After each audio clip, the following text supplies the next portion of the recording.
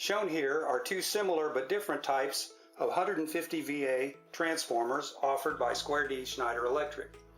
On the left is shown a 9070 T-series control transformer. It has several features such as multiple voltage selections using jumpers to change voltage options and finger-safe covers as optional accessories.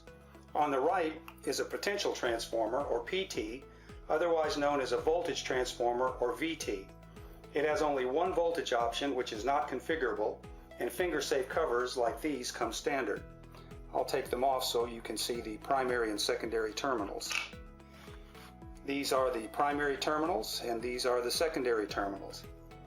The potential transformer is specially designed to have a smooth linear response from primary to secondary, which makes it useful for reducing more dangerous line voltages such as 480 volts to relatively safer instrument-friendly voltages such as 120 volts. As the primary voltage varies up and down, the secondary voltage will likewise track exactly, only at a lower voltage level, so that meters and electronic instrumentation can more safely show the voltage level.